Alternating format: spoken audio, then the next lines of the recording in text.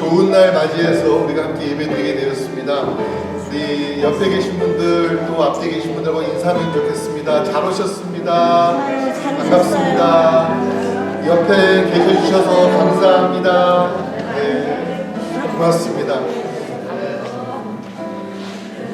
우리가 이렇게 하나님의 동역자들입니다. 이 시간 우리가 하나님 앞에 나가 예배하기를 원합니다. 다 함께 일어나셔서 하나님께서 우리를 부르시는 말씀 시편 37편 3절에서 6절입니다.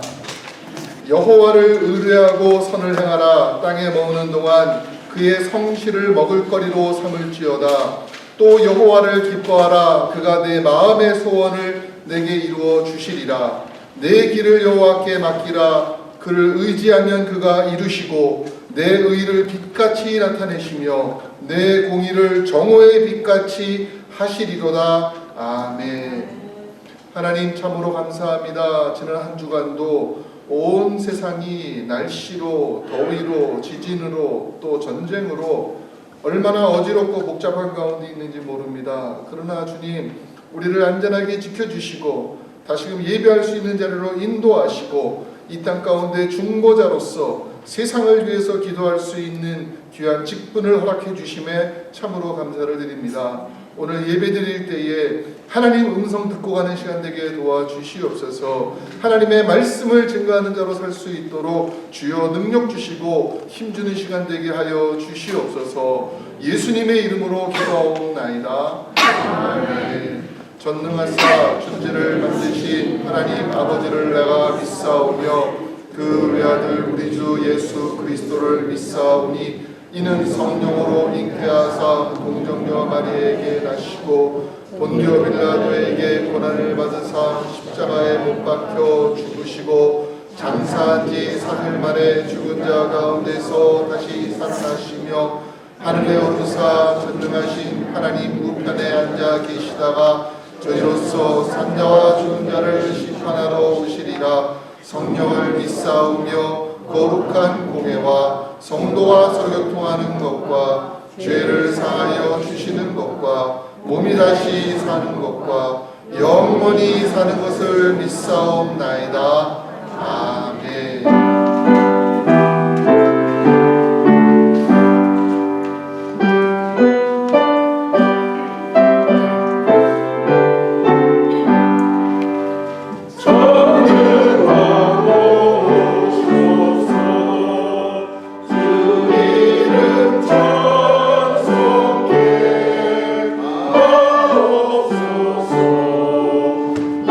영광과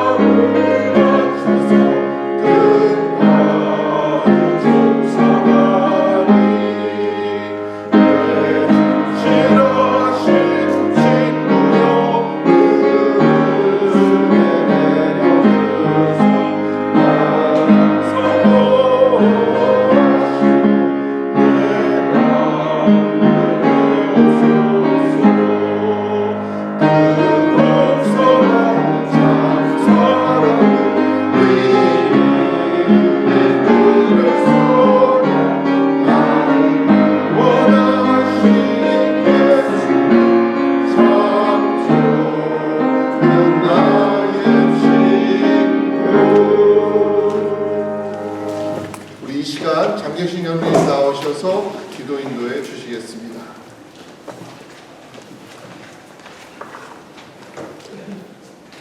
하나님 아버지, 우리 아버지는 참 하나님이시며 살아계신 하나님이시고 영원무궁토록 왕 중의 왕이십니다. 이 시간 그 하나님께 무릎 꿇어 경배와 찬양을 올려드립니다. 오늘은 복되고 거룩한 주님의 날로 정한 날, 우리에게 건강 주셔서 예배하게 하시길 감사합니다. 또한 그 많은 사람들 중에 구별하여 주셔서 하나님을 아버지라 부를 수 있는 특권 허락하여 주심으로 감사합니다. 우리는 예수님의 십자가의 피로 아버지 모든 죄를 용서하여 주시고 영생과 부활을 소유하는 우리들인데, 지나간 한 주간 동안도 하나님께서 하신 일을 얼마만큼 전하였으며 영혼 구원을 위하여 아버지 기도하며 힘썼는지를 돌아봅니다. 또한 하나님께서는 형제에게 원망 들을 만한 일이 생각나면 먼저 화해한 후에 예배하라 하셨지만, 우리는 오늘도 이 모양 이대로 하나님 앞에 머리 숙였습니다.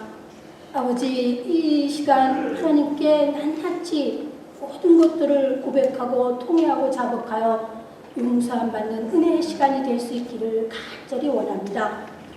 기회를 허락하셔서 이 시간까지, 지금까지 하나님의 말씀을 양육받게 하시고 날마다 하나님을 알아갈 수 있게 하시며 그리스도 예수 안에 창성한 분량까지 자라나도록 오래 참으시고 기다리시는 아버지 하나님 감사합니다.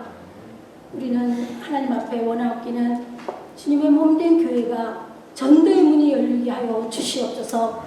그리하여서 새로운 생명들과 함께 그리스도의 몸을 이루며 하나님께서 명령하신 지상 명령에 복종하고 준행하는 그러한 건강한 아버지 믿음의 공동체로 세워져 나갈 수 있기를 간절히 원합니다. 세상에는 거짓과 진실을 알 수 없는 이때에 오직 하나님 말씀이 기준이 되게 하시고 하나님의 말씀으로 아버지 하나님 무장하는 이 세상이 될 수 있도록 주님 주장하여 주시옵소서. 모든 나라 세계 곳곳마다 하나님께서 통치하시고 다스려 주셔서 세계 선교사님들의 신변이 보호되며 날마다 하나님의 나라와 지경이 확장될 수 있기를 소망합니다. 아버지, 저곳에는 아버지 전쟁과 기근과 어려움에 속한 많은 백성들을 하나님 구별 살펴 주시옵소서. 또한 우리 사랑하는 시온의 성도 중에는 육신의 아버지 연약함을 인하여 치유함받고자 하는 많은 여러 성도들이 있습니다. 하나님 이 시간도 치유의 역사로 안찰하여 주시기를 간절히 원합니다. 고쳐 주시옵소서. 아버지께 더욱 가까이 나갈 수 있는 기회가 될 수 있도록 건강을 허락하여 주시기를 원합니다. 이 시간은 목사님을 통하여 하나님의 말씀이 선포될 때 그 말씀으로 인하여 우리가 교훈과 바른과 책망으로 아버지 하나님께서 의로 교육하는 그러한 능력의 말씀이 임하실 것을 기대합니다. 말씀 위에 기름 부어주시고 우리에게는 들을 길을 허락하여 주시옵소서. 그리하여서 이 한 주간도 그리스도의 마음을 품고 겸손과 온유와 또한 오래 참음과 용서와 사랑으로 다시금 이 시간 무장하여 세상을 향해 나가는 그러한 결정하는 귀한 시간 될 수 있기를 원합니다. 오늘도 예배를 위하여 하나님께서 주신 은사대로 말씀으로 또한 반주와 찬양으로 찬양 은행과 신교를 위해서 아버지 하나님 대접하는 손길과 또한 아버지 육신이 연약한 가운데 있지만 하나님께 친히 몸으로 예배하고자 모인 성도와 이곳에 모인 한 성도 한 사람 한 사람을 하나님께 올려드립니다. 하나님만 영광 받으시옵소서. 마치는 시간까지도 성삼일체께서 일체 주관하여 주시기를 원하고 다시 오실 예수 그리스도의 이름 받들어 감사와 기도드립니다.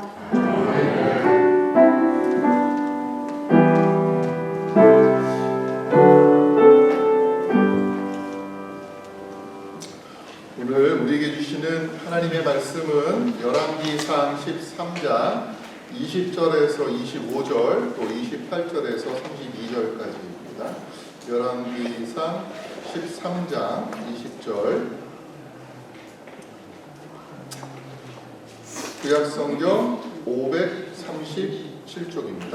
구약성경 537쪽 537쪽 열왕기상 13장 20절에서 25절까지 한번 교독하겠습니다. 그들이 상 앞에 앉았을 때에 여호와의 말씀이 그 사람을 데려온 선지자에게 임하니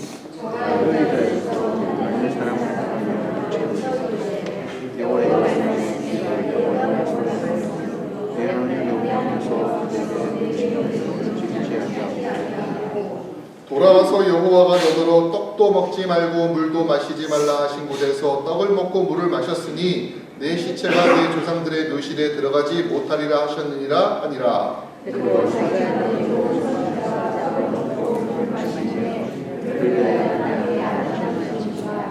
이에 그 사람이 가더니 사자가 길에서 그를 만나 물어 죽임에 그의 시체가 길에 버림받으니 나귀는 그 곁에 서 있고 사자도 그 시체 곁에 서 있더라.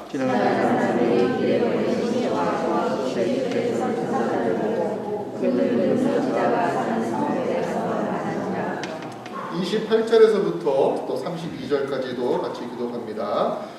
28절입니다. 그가 가서 본즉 그의 시체가 길에 버림받았고 나귀와 사자는 그 시체 곁에 서 있는데 사자가 시체를 먹지도 아니하였고 나귀를 찢지도 아니하였더라.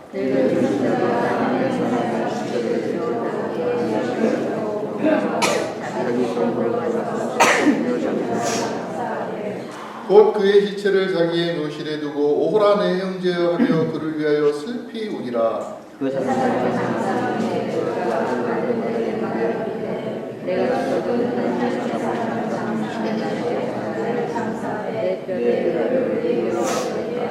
함께 읽습니다. 그가 여호와의 말씀으로 베델에 있는 제단을 향하고 또 사마리아 서뭇들에 있는 모든 성당을 향하여 외쳐 말한 것이 반드시 이룰 것임이니라. 아멘.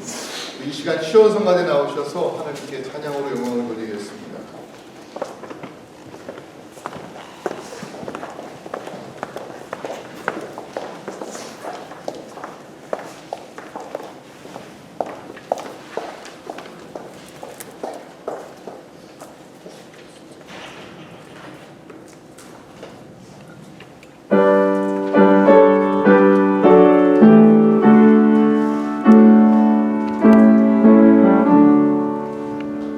아멘.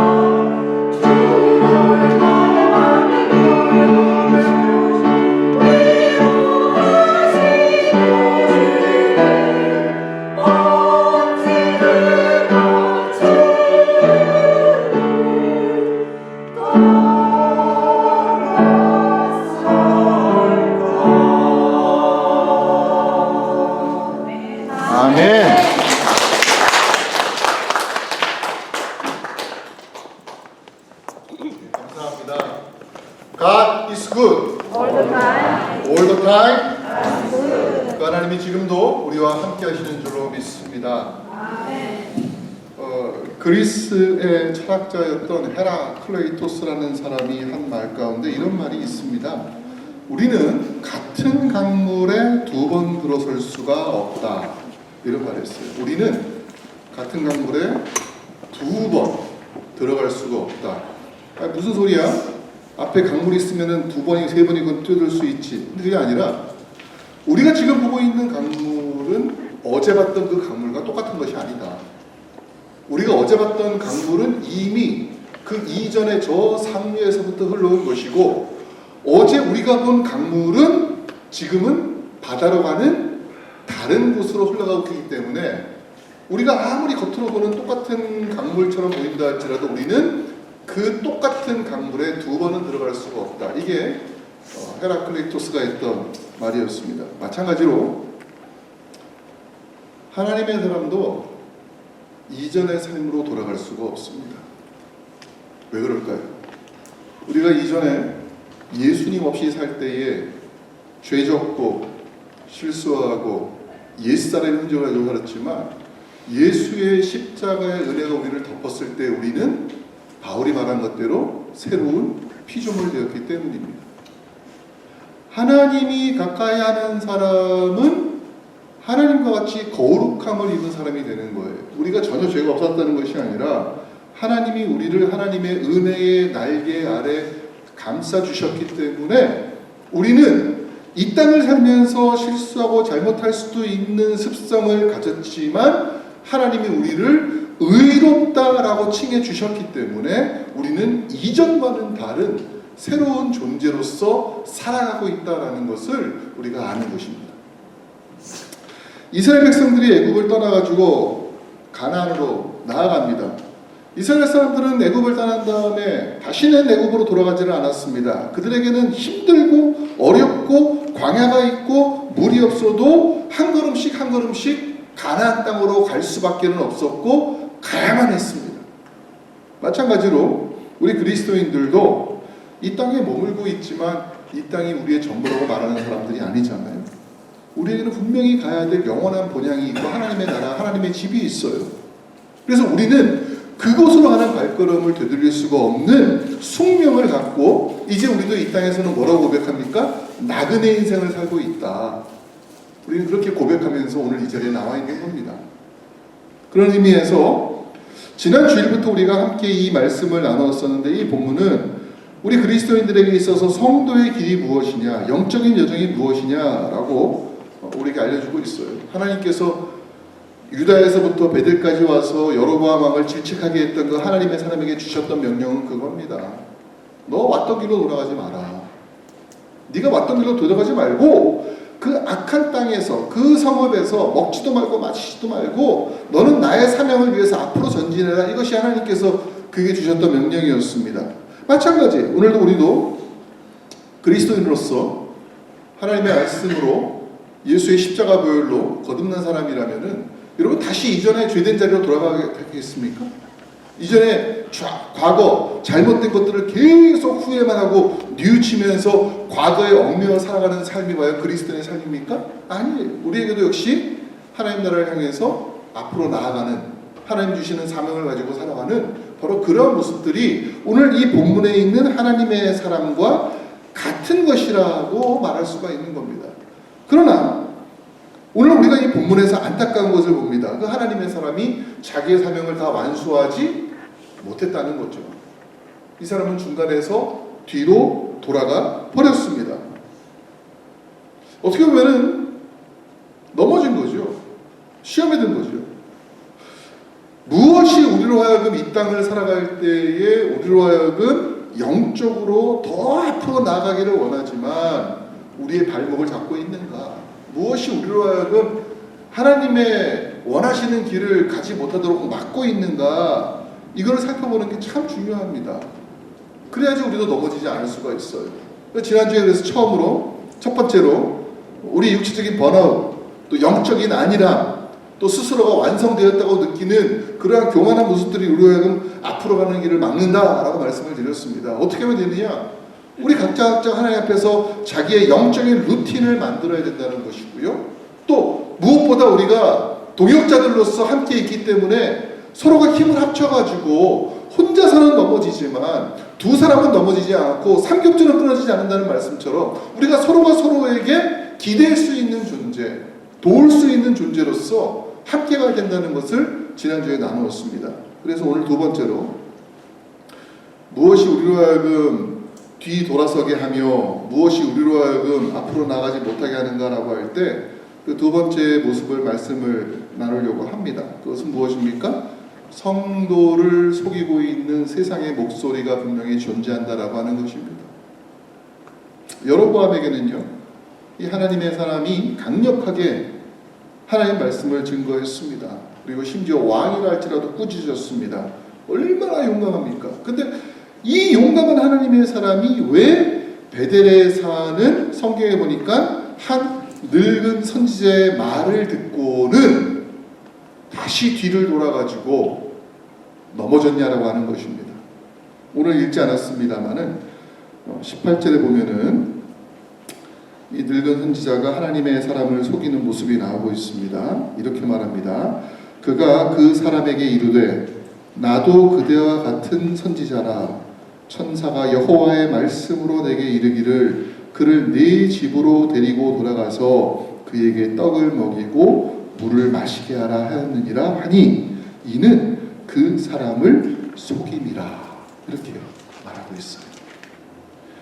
제가 가만 보면은요, 예수 믿는 사람들이 참 착합니다.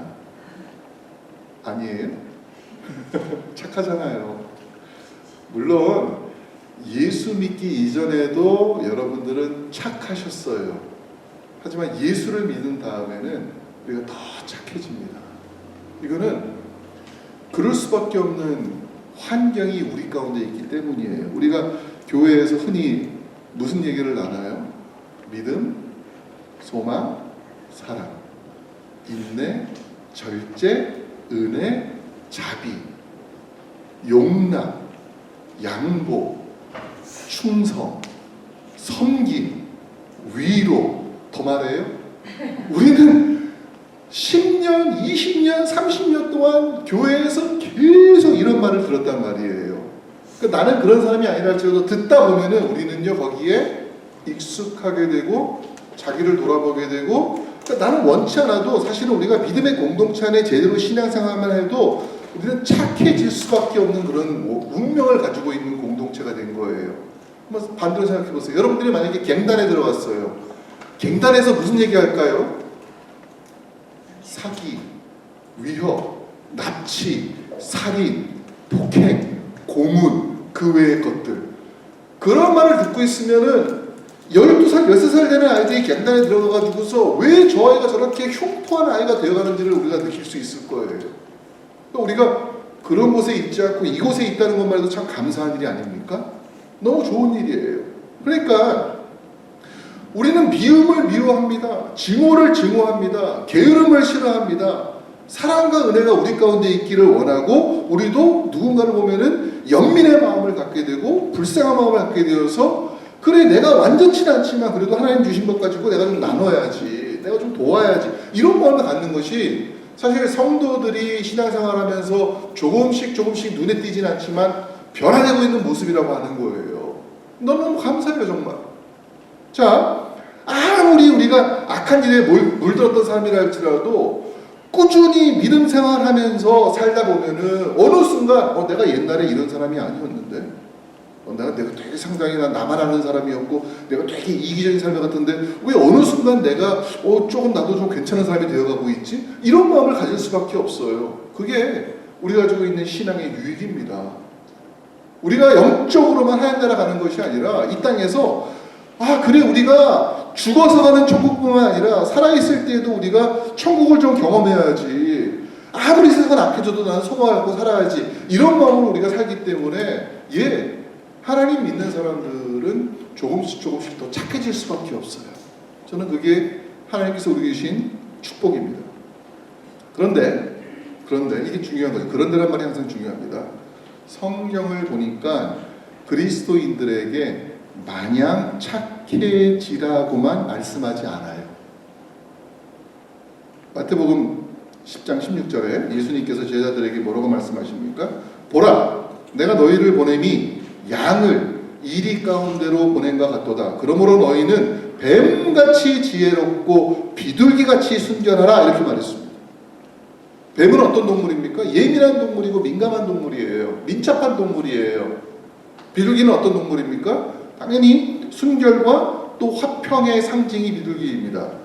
이 두 가지가 그리스도 안에 있어야 된다고 하는 거예요. 예수 믿는 사람들이 세상 가운데에서 순결하게 살려고 하고요, 거룩을 추구하고 또 평화를 사랑하고 믿음과 사랑과 소망을 이 세상 가운데 알리는 일에 쓰임받고 정말 하나님의 썩어지는 미랄이 되는 것처럼 살아가는 것도 중요하지만 동시에 세상의 풍조와 공격에 대해서는 날 잡아잡수세요 라고 하고 무비판적으로 무방비적으로 그냥 무조건 순종하고 따라가라는 것이 아닙니다.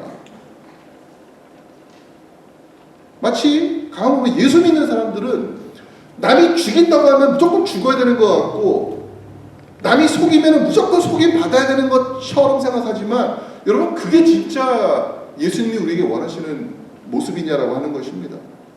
근데 우리는 하나님을 잘 믿다 보면은 마치 우리가 하나님 말씀에 절대적으로 순종해야 되는 것처럼 세상 사람들이 주는 그 가치와 그 풍조에 대해서도 내가 마치 비판하면 안 되는 것처럼 무조건 따라야 되고 무조건 순종해야 되는 것이라고 생각합니다. 이거 착각이에요. 왜요? 세상은 악하고 사람들은 이기적이기 때문에 믿는 사람들을 이용만 하려고 할 때가 있다는 말이에요. 때로는 우리가 속아 넘어가줘야 될 때도 있습니다. 그러므로 인해서 생명을 얻을 것 같을 때에, 그러므로 인해 가지고 세상이 평화로워질 것 같을 때에, 그러므로 인해 가지고서 서로 싸움이 멈출 것 같을 때는 우리가 화평을 선택하기 위해서 내가 손해지만, 내가 나에게 이득이 없지만 내가 참아주고 또 용서해주는 거 너무 필요합니다. 근데요, 세상에는 그렇게 참아주고 인정해줬을 때에 하나님께 돌아오는 사람만 있는 것이 아니에요. 오히려 호구로 보고 끝까지 저 멍청한 사람을 이용해 먹어야겠다, 그런 사람들이 이따 얼마나 특실한지 모릅니다. 성도들이 순결해야 돼요. 비둘기처럼 거룩해야 돼요. 하지만 그렇다고 해가지고서 그 순진함을 이용해가지고서 자기의 이득을 취하는 자들에게 그냥 무비판적으로 내주는 거는 뭐와 같은 겁니까? 죄를 키우는 것과 똑같은 거예요. 제가 한국에 있을 때에 그 교회 선생님들 유년부가 활동을 많이 하면 선생님들이 새로 들어오고 그랬었는데, 그때 한 처녀가 32살인가 되는 그 친구가 교회 오지 얼마 안 됐는데 얼마나 열심히 교회 봉사를 하는지 몰라요. 막 시키자도 전도사님 말씀 들어가지고서 막 만들기도 하고 애들 데리고 활동도 하고 막 하면서 많은 사람들에게 유익을 주고 그러면서 참 저분은 새로 오신 분이지만 저렇게 열심히 봉사하시는구나. 그리고서 그분이 그 다음에는 뭐 리더가 되기도 하고 그랬단 말이에요. 근데 나중에 일이 터졌어요.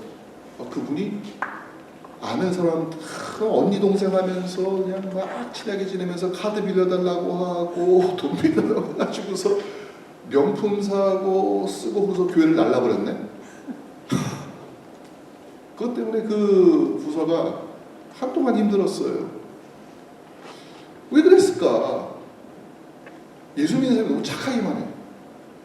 너무 무비판적이고 그냥 순둥순둥하니까 그걸 이용해 먹는 사람들이 교회에 들어와가지고서 그런 식으로 사기를 치고 가도 속아 넘어가는 거예요. 바울이 로마서 16장 19절에 뭐라고 말하는가 하면은 너희가 선한 데에는 지혜롭고 악한 데에는 미련하기를 원하노라, 이렇게 얘기했어요. 우리가 선한 데 지혜로운 삶을 살아야 됩니다. 근데 악한 데 미련하라. 이 미련하라는 말이 바보같이 굴라는 말이 아니에요. 무엇이 선이고 무엇이 악인지 분별하라는 것입니다. 그리고 악을 분별해서 그 일에는 우리가 마치 내가 미련한 사람인 것처럼 관심을 끊으라는 것입니다. 여러분 보세요. 선한데 지혜롭고 악한데 미련하기 위해서는 제일 처음에 뭘 해야 되겠습니까? 무엇이 선이고 무엇이 악인지를 분별할 수 있는 능력이 있어야 되잖아요.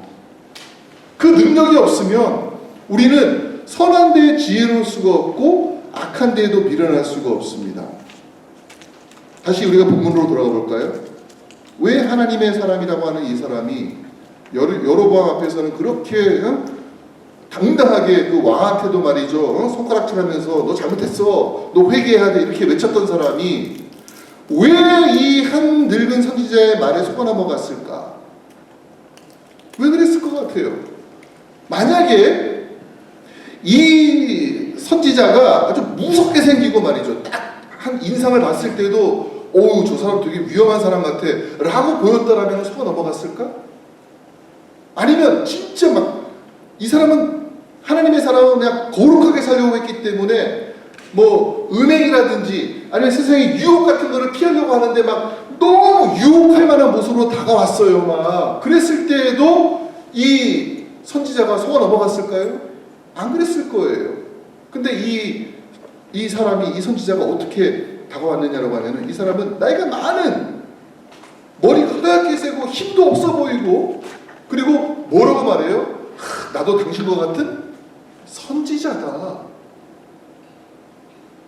그냥 밥 먹자고 했기 때문에 돌아간 것이 아니라 이 사람이 뭐라고 말했는가 하면은요, 천사가 하나님의 말씀으로 오늘 아침 나에게 계시를 주셨다, 이렇게 말해요. 그러니까 하나님의 권위까지, 종교적인 권위까지 들이밀면서 이 사람을 유혹한 겁니다. 그때에 이 젊은 하나님의 사람이라고 하는 유다에서부터 온 선지자가 어떤 마음이 들었을까? 저는 그런 마음이 들었을 것 같아요. 와, 내가 지금, 나는 남유다 사람이야. 그리고 현재 남유다와 북이스라엘은 서로 싸우고 있어요. 분열되어 있단 말이에요. 그러니까 자기는 지금 혼자 북이스라엘에 온, 어떻게 보면은 그 외로운 사람이에요. 적진에 혼자 떨어져 있는 그러한 사람이라는 말이에요. 더군다나 베델에 들어온 뒤로부터는 먹지도 못하고 마시지도 못했어요. 너무 힘든 가운데 있어요. 마음속에 좀 누가 좀 나한테 좀 도움 줄 사람이 없을까? 누가 나한테 좀 떡 한 조각 줄 사람이 없을까? 이런 생각이 막 가득하고 있단 말이에요. 그런데 이 늙은 선지자가 와가지고서 천사가 아침에 나한테 나타나셔가지고서 너를 데리고 우리 집에 데리고 가가지고서 먹을 것과 마실 것을 주고 쉬게 한 다음에 가게 하라고 하셨다라고 했을 때에 너무나 쉽게 믿어버렸어요. 너무나 쉽게. 사실은요, 한 번은 의심을 해봤어야 되는 상황 아닙니까? 왜요? 하나님이 자신에게 준 말씀과 이 사람이 지금 나에게 하고 있는 말이 다르지 않습니까? 달라요. 하나님은 나에게 너는 베델에 갔을 때에 먹지도 말고 마시지도 말고 왔던 길로 되돌아가지도 말고 앞을 향해서 나아가만 가라 했었는데, 한 번도 본 적이 없는 사람이 나타나가지고서 내가 아침에 천사의 말씀을 들었더니만은 너를 데리고 우리 집에 가가지고서 먹고 마시게 한 다음에 가게 하라고 하셨다라고 했을 때에는 사실은 의심을 해봐야 되는 것이 정상입니다. 하나님께서 하신 말씀과 다르잖아요. 근데 이 사람은요, 그야말로 정말 순진하게 어린아이와 같이 아주 천진난만하고 그런 아이와 같이 아저씨가 사탕 줄 테니까 우리 집 가자 했을 때 따라가는 것처럼 그렇게 하고 있단 말이에요. 물론 가장 나쁜 사람은 누굽니까? 이 거짓말한 선지자가 나쁜 사람이죠. 근데 생각해 보면은요, 이 하나님의 사람이라고 했던 사람도 오히려 그걸 믿고 싶었던 것이 아닐까, 그런 생각을 해봅니다. 그러니까 자기의 니드가 있잖아요. 배고파요. 뭔가 먹고 싶죠? 목말라요. 뭔가 마시고 싶죠? 좀 편안한 집에서 좀 이제는 길바닥에서 잠자지 않고 좀 편안한 시트 깔린 침대에서 한번 좀 이렇게 자고 싶은 마음이 있고, 또 무엇보다 적진에 있으니까 좀 안전한 곳에 가고 싶은 마음이 왜 그렇겠어요? 근데 그때 마침 딱 나타난 거예요. 누가? 선지자라고 하는 사람이 나타났습니다. 자기처럼 하나님 말씀을 듣는다라고 하는 사람이 나타난 거예요. 우리 집에 가자 했을 때에 그 마음속에, 이야, 우리 하나님 얼마나 좋으신 분이야. 하나님이 이렇게 마침 나를 위해서 이 모든 것들을 준비해 주셨구나. 내가 배고픈 거 아시고 내가 더 이상 견딜 수 없이 목마른 것 아시고 이렇게 하나님 사람을 보내셔서 나를 위로하시는구나, 나를 도와주시는구나. 야, 우리 하나님 얼마나 좋으신 분인가. 참 하나님께서는 우리를 위해서 계획을 바꾸실 수 있는 분이셔. 하나님 할렐루야. 따라간 거예요. 근데 여러분, 이거를 우리가 사자성어로 뭐라고 말합니까? 이걸 아전인수라고 말합니다. 아전인수. 때때로 우리는요, 생각해보니까 하나님의 은혜를 나에게 좋은 일이 일어난 것이라고 생각하는 경우가 너무 많아요. 그렇지 않습니까? 뭔가 딱딱 떨어지는 좋은 일들이 연속으로 일어나면은 하나님 은혜가 넘치는 거예요. 뭔가 잘 되면은 그게 은혜로 사는 것처럼 생각합니다. 아유, 김 지사님 요즘 어떻게 지내요? 잘 요즘에 너무 사업이 잘 돼요. 하나님 은혜가 너무 있습니다. 반대로 나한테 안 좋은 일이 생기면 그거는 하나님의 은혜가 떠난 거예요. 그리고 마귀가 시험하는 거예요. 내가 뭔가 잘못해서 그런 것 같고, 내가 시험 받는 것 같고, 뭐 회개를 해야 될 것 같고, 하나님의 은혜가 없는 것처럼 느낄 때가 있다는 겁니다. 여러분, 그렇지 않습니까? 근데 바울 사도는요, 하나님의 은혜를 그런 식으로 해석하지 않습니다. 우리가 알다시피 바울이 아무리 기적을 행하고 말씀을 증거해서 사람들이 돌아온다 하더라도 그 괴로운 게 있었어요. 자기 몸에 육체의 가시가 있었습니다. 그게 뭔지는 몰라요. 정신병인지 간질인지 안질인지 어떤 것인지 우울증인지 그걸 모르겠어요. 근데 바울은 자기 몸에 하나님 나에게는 너무 괴로운 게 있어. 이거 고쳐주셔야 됩니다. 이 사단의 가시가 육체의 가시가 나를 너무 괴롭게 합니다. 제발 좀 떠나게 해주세요. 간절히 3번을 구했다고 합니다. 고쳐졌습니까? 못 고쳐졌습니까? 안 고쳐졌어요. 그럼 바울은 뭐라고 말합니까? 나는 은혜가 없는 사람이야. 이렇게 말해야 될 거 아닙니까? 근데 뭐라고 말합니까? 내 은혜가 내게 족하도다. 내 은혜가 내게 족하도다. 이는 내 능력이 약한 데서 온전해짐이라고 고백합니다. 그러면서 이러므로 도리어 크게 기뻐함으로 나의 여러 약한 것들에 대하여 자랑하리니 이는 그리스도의 능력이 내게 머물게 하려 함이라. 그러므로 내가 그리스도를 위하여 약한 것들과 능욕과 궁핍과 박해와 곤고를 기뻐하노니 이는 내가 약할 그때에 강함이라. 저는 성경을 볼 때 믿음의 사람들이 바로 바울과 같은 고백을 하고 살았던 사람이라는 것을 다시 한번 알게 됩니다. 창세기 보시면은 거기 어떤 일이 일어납니까? 아브라함과 조카 롯이 가나안 땅에 왔는데 너무 양떼와 소떼가 많아졌습니다. 목자들이 서로 물 때문에 또 초장에 있는 풀 때문에 싸워요. 그래서 이 두 사람이 갈라지기로 했습니다. 아브라함이 조카 롯에게 내가 너한테 선택을 주니까 네가 먼저 원하는 곳으로 가라 했을 때에 조카는 어디를 골랐어요? 소돔과 고모라를 골랐습니다. 그곳은 마치 하나님의 나라와 같이 천국과 같았다고 얘기하는 거예요. 거기를 갔어요. 아브라함에게 남은 곳은 어디예요? 광야밖에 없어요. 풀이 나지 않고 척박한 곳, 물도 없는 광야예요. 어떻게 보면은 누가 은혜 받았다고 말할 수 있습니까? 그 당시 보면 조카 롯이 은혜 받은 거예요. 원하는 대로 됐잖아요. 문화가 있고 문명이 있고 패션이 있고 기술이 있고 자기를 보호할 수 있는 성이 있고 물도 풍부하고 얼마나 좋아. 와, 나 은혜 받은 사람이야. 아브라함은 그 당시 보면 뭐가 되는 겁니까? 은혜 없는 사람이죠. 아이고, 저 사람 무슨 잘못 저질렀길래 이렇게 은혜도 못 받고 사나. 그러나 성경은 뭐라고 말합니까? 누가 은혜 받은 사람이라고 말해요? 아브라함이 은혜 받은 사람이잖아요. 하나님께서 그때 아브라함에 나타나서 뭐라고 말씀하셨습니까? 눈을 들어 동서남북을 바라봐라. 네가 보는 모든 땅을 내가 너와 네 자손에게 줄 것이다. 진짜 은혜는 누구한테 있었습니까? 아브라함에게 있었던 거예요. 룻기를 보면은요, 롯이 아닙니다. 룻입니다. 룻은 모압 처녀였습니다. 결혼한 지 얼마 안 됐는데 남편이 죽었어요. 자기 시어머니 나오미의 남편, 아버지, 그 시아버지도 죽었습니다. 오갈 데 없어서 결국은 이스라엘로 들어와가지고서 시어머니를 모시는 삶을 선택했습니다. 먹을 게 없어요. 직장이 없잖아요. 밭에 나가가지고서 이삭 주는 일을 했습니다. 사람들 보기에는 아이고 얼마나 비참하게 됐어. 오죽하면 나오미가 뭐래요? 난 나오미가 아니야. 나오미란 뜻이 뭡니까? 희락, 기쁨이란 뜻이에요. 나를 마라라고 불러줘. 마라는 뭡니까? 비터니스, 쓰다, 괴로움이라고 말하는 겁니다. 근데 보세요.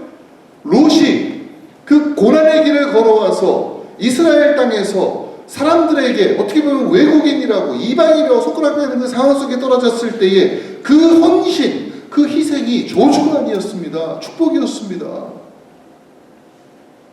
롯이 누구를 만났습니까? 롯이 만난 것은 보아스였어요. 보아스는 누구의 조상입니까? 육신으로 예수님의 조상이 된 사람이라는 거예요. 여러분, 우리가 무엇이 하나님의 은혜인가라고 할 때 우리는 금방 눈에 보이는 것 가지고 그게 좋고 잘 될 때는 은혜처럼 느끼지만은 조금만 어려움이 오고 힘들면은 자기가 은혜가 없는 줄로 착각하는 경우가 너무나 많아요. 선지자 요나가 하나님 말씀대로 다시스로 니느웨로 가야 되는데 다시스로 가는 배편을 탑니다. 성경에 보면요, 마침이란 말이 나와요. 마침 다시스로 가는 배가 있어서 그걸 얻어 탔어요. 배를 탔더니만은 마침 순풍이 불어서 숭숭숭숭 잘 갑니다. 그래서 자기가 하나님의 말씀 듣지 않고 살아가는 것이 너무 잘된 것이라고 스스로 생각하면서 배 밑바닥에 들어가가지고서 편안하게 잠을 잤습니다. 왜 배 밑바닥에? 배는 위로 갈수록 흔들리고 밑으로 갈수록 무게중심이 있기 때문에 덜 흔들려요. 제일 편안한 무대에서 제일 꿀잠을 자고 있었습니다. 그날 밤에 무슨 일이 생겼습니까? 요나가 물속에 던져졌습니다. 우리가 생각하는 착각,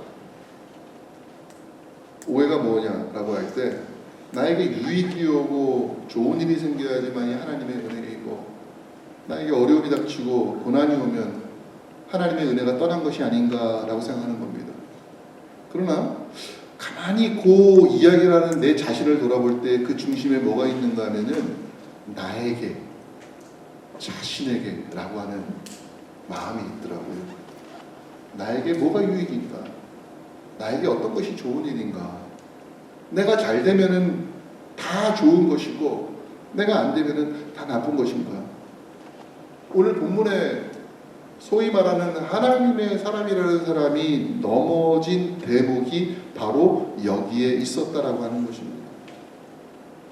사단은요, 우리를 공격할 때 두 가지 방법을 씁니다. 하나는 무엇입니까? 하나는 정말 무섭게 우리를 공격하는 것입니다. 너 예수 믿어? 너 죽는다. 너 스데반같이 죽여버릴 거야. 너 바울같이 목을 베어서 죽여버릴 거야. 중세시대 때에 아직 기독교가 공인되지 않았을 때 로마 제국에서 얼마나 많은 사람들이 순교했는지 모릅니다. 왜 그들이 순교했습니까? 예수 믿으면 죽인다고 했을 때 그래도 예수 믿겠다고 했기 때문에 죽은 거예요. 그래서 사단은 야 봐라 얼마나 우리 힘이 강하냐. 우리가 세상의 권력을 이용해가지고서 저들을 공격해가지고 저들을 죽일 수가 있어. 이제 우리는 기독교를 이긴 거야 라고 했는데 아니에요. 순교자들이 나오면 나올수록 오히려 더 교회가 왕성해집니다. 오늘 얼마나 많은 사람들이 순교자를 기리며 그들을 칭송하며 그들을 높입니까? 캐톨릭 같은 곳에서는 순교자의 이름을 딴 성당들을 세우면서 그들이 믿음을 지킨 그 모습들을 높여주고 있어요. 사단이 깨달았어요. 야, 이거 안 되겠다. 우리가 무조건 공격만 하고 저 사람들, 저 믿음 좋은 사람들 위협했을 때에 우리가 얻을 것이 없을 것 같아. 그럼 사단의 두 번째 방법은 무엇입니까? 사단의 두 번째 방법은 그 반대예요. 속이는 겁니다. 바울이 고린도후서 11장 14절에 보니까 그 당시 고린도 교회에는요 거짓 사도들이 있었습니다. 그들은 성도들을 속였습니다. 그들은 바울이 전한 하나님의 말씀이 아니라 이상한 영지주의적인 헬라적인 사고방식을 신앙과 접목시켜가지고 혼합주의를 만들어내버렸어요. 그래서 바울이 뭐라고 얘기합니까? 이것은 이상한 일이 아니다. 사단도 자기를 광명의 천사로 가장한다 이렇게 말했습니다.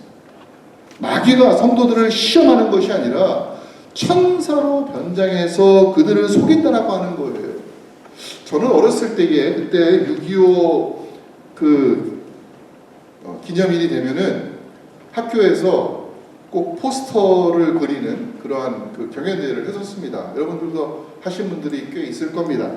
근데 그때 우리 반뿐만 아니라 모든 학교의 학생들이 포스터를 그릴 때에는 하나의 어떤 원칙도 아니고 정해진 것도 아니지만 이상하게 꼭 김일성이라든지 공산당 그릴 때는 꼭 마귀처럼 그려놔요. 이렇게 머리에 이렇게 뿔이 있고 또 반드시 얼굴도 좀 이렇게 빨간색으로 이렇게 그려가지고서 무섭게 이렇게 그리는 게 그때는 좀 유행이었던 것 같아요. 저도 예외가 아닙니다. 저도 그게 어떻게 하면 가급적 좀 무섭게 그릴까, 이빨도 좀 이렇게 어금니처럼 이렇게 나오고 그래서 그랬던 기력이 있는데 나중에 좀 커가지고서 보니까는 공산당들이 똑같은 사람이네. 우리처럼 생겼어요. 만약에 간첩들이 왔을 때 그렇게 뿔나고 이렇게 얼굴 빨갛고 그러면은 금방 드러날 거 아니에요, 그죠? 왜 간첩을 색출하기가 어렵다고 말합니까? 똑같아요. 그냥 우리 옆집 친한 아저씨처럼 이렇게 다가오고 아주 고상한 그냥 멋진 아줌마처럼 다가와가지고서 교회 있게 말하기 때문에 우리가 속아 넘어가는 거예요. 그럼 마귀가 공산당보다 머리가 나쁘겠습니까? 마귀가 훨씬 더 영악하지 않습니까? 언제든지 마귀는 우리를 속일 때에 우리에게 그럴듯한 모습으로 다가옵니다. 말씀을 제시하더라도 좀 비슷한 모습으로 제시해가지고서 우리가 아리까리할 때에 이게 답이야 라고 하면서 우리를 채가는 그런 모습으로 우리에게 다가옵니다. 이단들이 바로 그러한 작전들을 통해서 교회에 침투를 많이 하고 있고 많이 했습니다. 저도 이렇게 목회 생활하면서 아주 그렇게 많지는 않지만 몇 번 이단에게 넘어가는 사람들을 봤습니다. 청년부 회장이었던 친구가 신천지에 콕 깨가지고서 이쁜 누나들 몇 명이서 같이 이렇게 막 밥 사주면서 같이 이렇게 반찬 주면서 자취생활하던 친구 이렇게 다가가니까 그냥 홀딱 빠져가지고서 그냥 이단으로 훌딱 넘어갔어요. 제가 캘리포니아에 있을 때에도 아주 순진한 젊은 여자 청년이 이단들에게 빠져가가지고서 이단 교육 3개월 받았는데 교회를 떠나는 것을 봤습니다. 안수 집사님이 이제 조금 있으면은 이제 교회에서 이제 직분자 투표를 해가지고서 장로가 될 첫 번째 1순위에 있었던 분이 그분이 이단에 빠져가지고서 결국 교회 떠나고 심지어 미국에서 생업도 다 내려놓고 한국의 이단 본부에 가서 이단다고 하는 교육받는다고 하는 얘기를 들은 적이 있어요. 여러분 심지어 목사도 이단에 빠져갑니다. 저랑 같이 기숙사에서 친했던 친구가 한 학기 동안 같이 기숙사에서 살았던 친구가 캘리포니아에 있을 때 보니까는 말도 그래도 통일교 신천지 이렇게 좀 이름 있는 이단에 들어가면 이해를 하겠는데 이름도 없는 이단에 들어가가지고서 거기에서 활동한다는 얘기 듣고서 제가 깜짝 놀랐습니다. 여러분 사단이 그렇게 우리를 속이는 것이 그렇게 술렁술렁하고 그렇게 아주 그냥 좀 이렇게 허술하지가 않아요. 사단은 절대로 우리를 공격하는 방법으로 넘어뜨리려고 하지 않습니다. 물론 믿음이 적은 사람에게는 그것이 효과적일 수 있지만 믿음대로 살려고 하면은 너 쫓겨난다? 너 믿음대로 살면 죽인다고 했을 때 그게 먹히지 않을 때는요 오히려 다른 방법을 통해 가지고서 믿는 사람들을 속이는 것이 바로 사단의 모습이라는 것입니다. 겉모습이 아름답다고 해서 점잖다고 해서 모두 하나님의 것이 아닙니다. 이단들은 거룩한 사람인 것처럼 자신들만 정말 성경을 제대로 해석하는 사람인 것처럼 접근해서 성도를 속입니다. 그래서 우리는 하나님의 말씀 위에 무엇인가를 더하거나 하나님의 말씀에서 무엇인가를 더 빼는 것들을 주의할 필요가 있어요. 이 선지자는 하나님의 사람에게 하나님께서 하지 않은 말씀, 하나님의 말씀과 반대되는 것을 내가 선지자다, 내가 천사에게 들었다는 말씀으로 속였다는 거예요. 근데 가만 보니까 이건 이단의 문제뿐만 아니라 우리도 그런 실수를 저지를 수 있지 않은가? 우리가 오래 믿음 생활했어요. 연륜이 쌓였습니다. 또 성경을 많이 알고 해박한 지식이 있습니다. 또 심지어 세상에서 어떤 지위도 있고 명예도 있을 수가 있습니다. 내가 살면서 많은 풍부한 경험들을 해봤고 어떤 분야에 있어서는 내가 박사가 될 수가 있어요. 그렇다 하더라도 그것이 하나님의 말씀을 대체할 수가 있느냐? 오늘 본문에서 하나님의 사람입니다. 제가 지난주에 말씀을 드렸잖아요. 성경 전체에서 볼 때 하나님의 사람이라고 하는 말이 잘 안 나와요. 구약에서는요. 근데 이 열왕기상 13장에 보면은요, 이 사람을 하나님의 사람이라고 계속 지칭해주고 있다는 말이에요. 무엇을 말합니까? 하나님의 사람도 넘어질 수가 있다.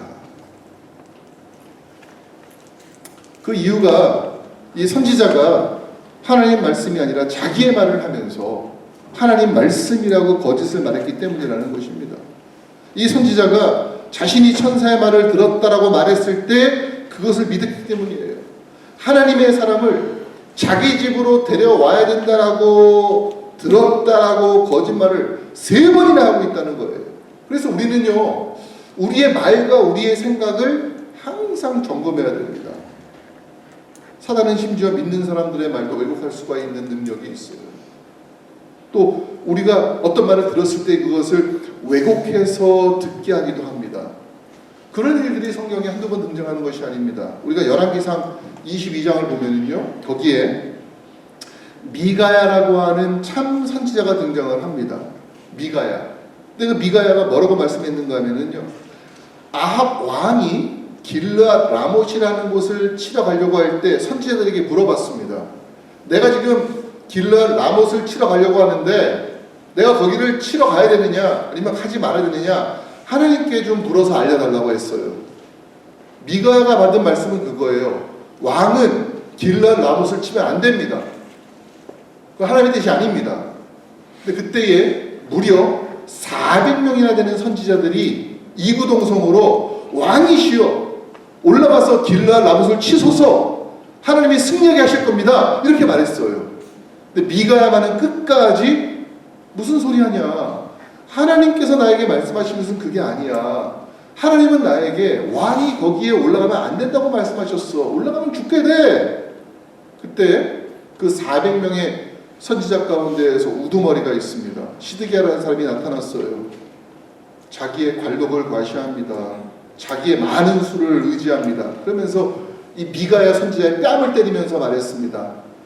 언제 하나님의 영이 나를 떠나가지고 너한테 가가지고 그런 말을 했느냐. 그러면서 미가야를 감옥에 가두게 만들었어요. 성경은 뭐라고 말씀할까요? 미가야의 말이 맞았다라고 말합니다. 시드기야라는 선지자나 또 이 본문에 나타난 이 베델의 선지자 모두가 다 이단이 아니에요. 그 이전까지는 하나님의 말씀을 증거했던 사람들이었습니다. 근데 어느 순간 요세프스가 말하는 것처럼 이 베델에 있는 선지자가 하나님의 사람이 등장했을 때 그를 시기하고 질투하는 마음이 있었고 호기심이 있었고 자기의 권한을 유지하기 위해서 속인 거예요. 하나님의 말씀처럼 자기 말을 위장해가지고 내 말 들어야 돼. 내가 너보다 얼마나 더 많이 살았는데, 내가 얼마나 더 많이 교회 생활했는데, 내가 얼마나 더 많이 알고 있는데, 내가 얼마나 더 지위가 높은데 너 내 말 듣고 믿음 생활해야지 잘 사는 거야. 아니에요. 여러분, 우리가 걸어가는 믿음의 여정이 그렇게 탄탄대로만이 아닙니다. 우리가 세상의 가치, 세상의 주장에 속기도 하죠. 이단들의 교묘함에 넘어가기도 합니다. 심지어 같은 믿음을 가졌다 하더라도 우리는 검증되지 않은 말을 자기만의 해석을 할 수 있다라고 하는 것입니다. 우리가 어떻게 우리 자신을 잘 지키면서 믿음의 길을 걸어가야 될까? 어떻게 하면 우리가 부족함이 왜 없어요? 저도 말씀을 준비하지만 제가 모든 말씀을 다 한다고 말할 수 없는 그런 사람이잖아요. 불안하는 사람이잖아요. 그렇기 때문에 우리가 어떻게 하면 내가 가지고 있는 지식들을 더 확장하고 이 하나님의 사랑과 같이 우리가 걸어가는 길에서 넘어지지 않을 수가 있을까? 어떻게 할까? 고민을 해봐야 됩니다. 첫 번째로 우리는요, 말씀이라고 하는 절대 기준을 내 마음속에 잘 두어야 합니다. 우리가 보통 성경이라고 하는 이 하나님 말씀을 라틴어로는 캐논이라고 말해요. 캐논. 뭐 캐논이라는 음악 용어도 있지만 그 캐논이 아니고, 캐논이란 말은 원래 스탠다드라는 뜻입니다. 기준이라는 뜻이에요. 우리 한국 속담에 어떤 말이 있습니까? 소도 비빌언덕이 있어야지 비빈다라고 말하지 않아요? 내가 뭔가를 하려고 할 때 어떤 기준이 있지 않으면 내 자신이 기준이 되어버려요. 내 생각이 기준이 되고, 내 경험이 기준이 되고, 내 지위가 기준이 되고, 그 모든 외적인 것들이 기준이 되어버렸을 때 우리는 이쪽에서는 이렇게 말했지만 저쪽 가서는 또 다르게 말할 수 있는 존재인 거예요. 우리 기준이 필요합니다. 사람들은 다 각자 자기의 기준을 다른 데 두고 있어요. 권력에 두는 사람이 있고, 지위에 두는 사람이 있고, 돈에 두는 사람이 있고, 경험에 두는 사람이 있고, 자기의 학위에 두는 사람이 있습니다. 근데 그건 다 바뀌는 것들이에요. 성경은 우리에게 무엇이라고 말하는가 하면 우리의 가치를 말씀에 두라고 말하고 있습니다. 변하지 않는 기준을 가지라는 것입니다. 왜 중요한가 하면 내가 말씀의 목사가 아니고 성직자가 아니니까는 필요 없어, 이게 아니라 우리 각자가 하나님 말씀이 주는 그 가치를 인정하고 그 말씀을 잘 연구하지 않으면 우리가 가짜를 분별할 수가 없다라고 하는 것입니다. 가보면 조폐청, 한국에도 조폐청이 있고 미국에도 집회 전문가들이 있습니다. 근데 이 사람들이 전문가가 되기 위해서는 오랫동안 수년 동안 공부를 하고 경험을 쌓아야 되는데, 제가 지난번에 어떤 다큐멘터리 보니까는 그 집회 전문가들을 양성하는 것을 봤어요. 집회 전문가가 되고자 하는 사람들은요, 절대로 가짜 돈을 만지지 않게 합니다. 오랫동안, 수년 동안 반복해가지고서 진짜 돈만 만지게 해요. 진짜 돈의 촉감을 느끼게 하고, 거기에 보면 올록볼록한 양각이 있잖아요. 그것들을 계속해서 손에 익히게 합니다. 수년 동안 진짜만을 만지게 해요. 그러다 어느 순간 테스트를 합니다. 가짜 돈을 한 장을 수백 장이 있는 곳에 싹 끼워놓고 줘요. 그럴 때 이 사람이 이건 내가 만졌던 것과 좀 달라. 뭐라고 설명할 수는 없지만 이건 내가 만진 게 아니야 라고 했을 때